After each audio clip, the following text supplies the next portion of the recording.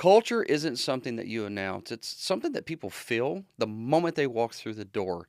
And it shows up in how work gets done when nobody is watching and what gets celebrated and what gets tolerated and the standards that quietly hold even when it would be easier to let them slide. Over the course of this podcast that we've been doing, we've heard a lot of conversations about growth, performance, and results. But underneath all of that is something that's even more foundational. It's identity.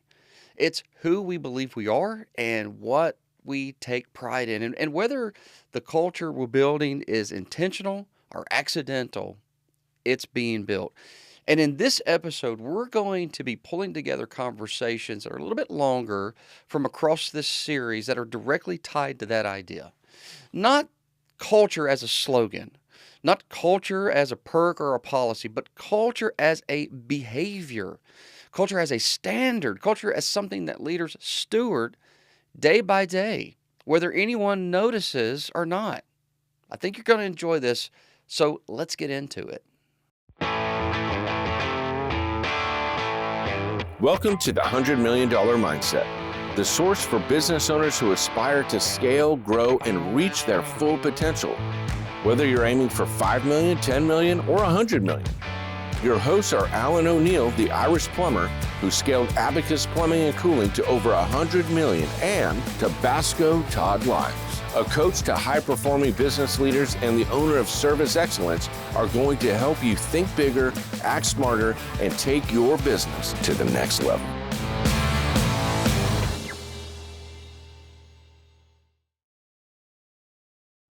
So let's talk about celebration. Why is that so important to you guys at Morris Jenkins? Yeah, it's absolutely important. It's paramount. It's just rooted in our culture. The most important thing about celebration is take action and do it repeatedly and do it for the smallest things up to the largest things and do it publicly.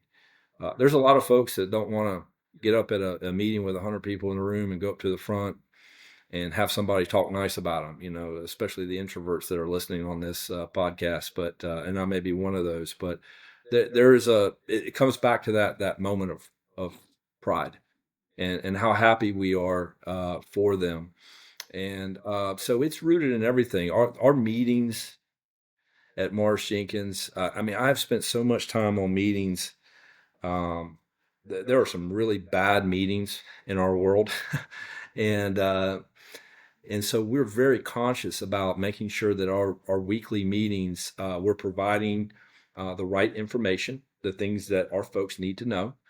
Um, we are wrapping them around our culture, and part of that culture is the celebration. It could be something as simple as a happy note from a customer or just a 5-star online review.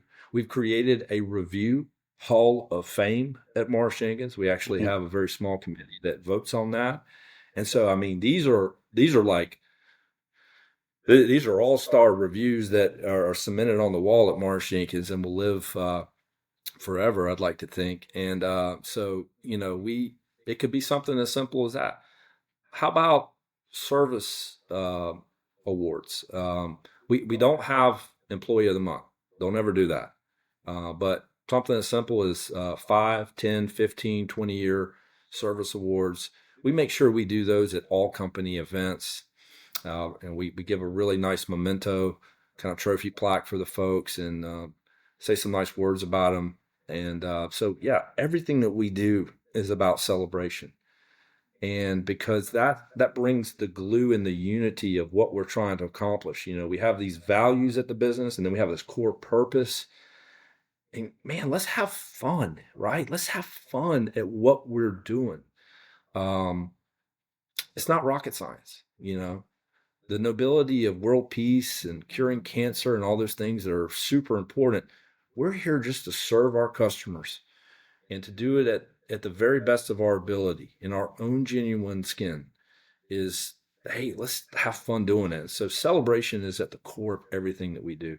Well, if you go to the center of the building at Morris Jenkins, there's a confluence of just many hallways that come together. And on those walls are our Morris Jenkins champions. And there's a picture, big picture and their year of accomplishment. And we have some folks on that wall that are 14, 15, 16-time champions. And then right down that, and I mean, it covers every wall as far as you can see. And down from that also, we have a lot of pride. We honor all of our licensees. We have more North Carolina state licensees and South Carolina state licensees than anybody else in the state, in those two states. Second place is not even close. And we pay for all of the education, all of the books, and then I pay for the renewal fees on those state licenses every year. Todd and Allen, not one person that I've helped get their own state licenses ever left Morris Jenkins. Wow. And that's the old world thinking that, man, you help Timmy over here go get his state license. He's going to do what? Leave you. Not one has ever left me. And so we celebrate that. I mean, we bring everybody together the moment we put their picture on the wall and their year of accomplishment and the type of license that they have. So, yeah, I mean, celebration, it's not on the P&L statement, but it's the energy that drives the performance on that P&L statement. And it's everything. It's just enwrapped and enriched in our culture. Bubba, you've told me that your Wednesday meetings feel a little bit like church. I want to know from you, what does that mean? Well, we've actually had to go to 2 services. I always joke with the guys because we outgrew the space. So we have plumbers on Wednesday. Thursday, we have electricians and HVAC technicians. And it literally is that moment in my week that I would do for free. Like it doesn't feel like work. And so we have a quarterly theme every quarter. We create T-shirts, banners, and right now it's win the day. So we're talking about 10 things winners do. And so I just feel like it's an opportunity for me to speak into their lives in a way that is more about them. It's not always just about performance or work. It's more about the person.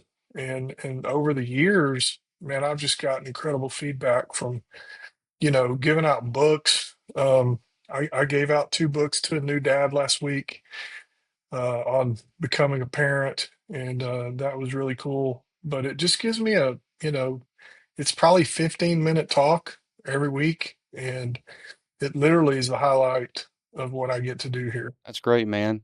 And how did these little church meetings get started? It was something that I wanted to do right out of the gate. Like the day after the first week I started, I did my first theme talk. And it was something Jimmy and they had a morning meeting anyway. And so we added this element to it, not just look at the data, look at callbacks, look at, top performers. It was more of a, hey, let's take just a few minutes here and talk about who these people are. And, for me, it was just pouring into our team in a way that, helps them grow. Not just, in their career, but we talk about inside game, outside game a lot. And so it's focused on their inside game.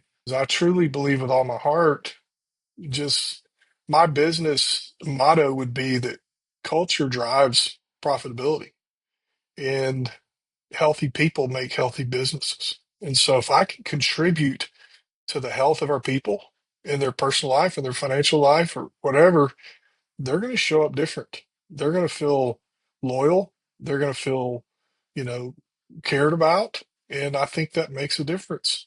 They're going to give that little bit of extra effort because I'm going to give them a little bit of extra effort. And so I think, I could make a business argument, but also to be just transparent as I can be, I wouldn't want to do this job without the opportunity to change people's lives. Yeah.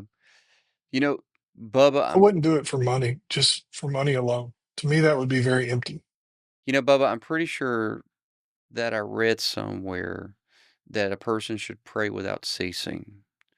And when I think about that logically, I'm pretty sure that means that you should live your life in a way that is a reflection of your core values, not literally you're awake and you're praying and you go to sleep and you're praying. So I know that you were praying without ceasing, but now I want to ask the actual tough question. Are there prayers in that building So, that are privately, I know they're private prayers, but are there public led prayers? Do you guys pray as a team? Is there opportunities to do that in meetings? well, Are those, is that an area that isn't the case? yeah, I think the parameter is with permission. Like, I really feel like the environment that we're in, I need to be, to answer your question, yes, we pray. I pray for the business every day.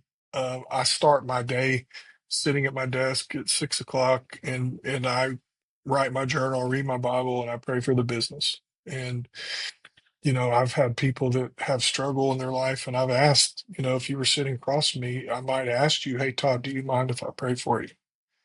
And I think there's agreement where someone would have to say, "Sure, that's okay, you do that," before we would just do it anyway. And I do think that's a challenge sometimes for me in the world we live in, you know. But at the same time, I'm not limited to my faith is integrated with everything I do. It's just a part of who I am. There's no separating it. If you're going to get Bubba, you're going to get his faith. Yeah, I mean, it's what drives me. I mean, it's the good in me, to be frank.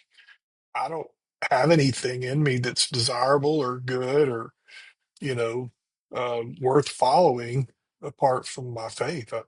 That is the good in me. So, one more question about your faith, especially in the private equity world, and I guess we got to say with Wrench Group. And so far, Wrench Group is getting some kudos from you, and it sounds like they're well deserved. Have you ever felt any pressure to tone it down from them? I haven't personally. I mean, no. They've been great partners for since 2017. I feel like I've always been given the opportunity to be authentic to who I am. Um, and I would give other people the same, you know, grace or permission or whatever.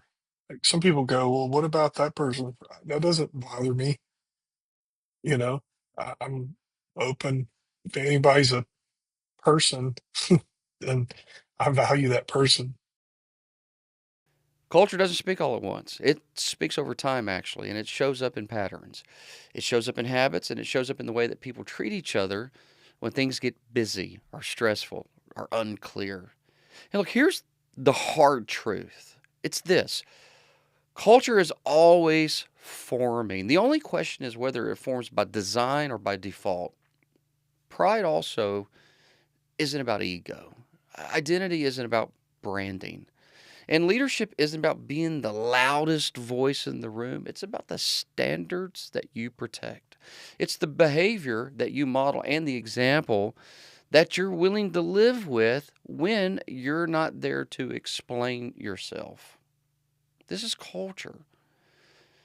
It's something that I actually can't stress seriously enough to you until you have come up against the challenges of not paying attention to it. So I hope you're paying attention to your culture. Thanks for spending some time with us, and we'll see you next time on the $100 Million Mindset. Hey, thanks so much for watching the show this week. Head over to toddliles.com/mindset to get the show notes. Please make sure to like, subscribe, and follow so you never miss a new episode of the show. And if you enjoyed this episode, then share it. It really helps us get the word out. You've been watching the $100 Million Mindset with Alan O'Neill and Tabasco Todd Liles.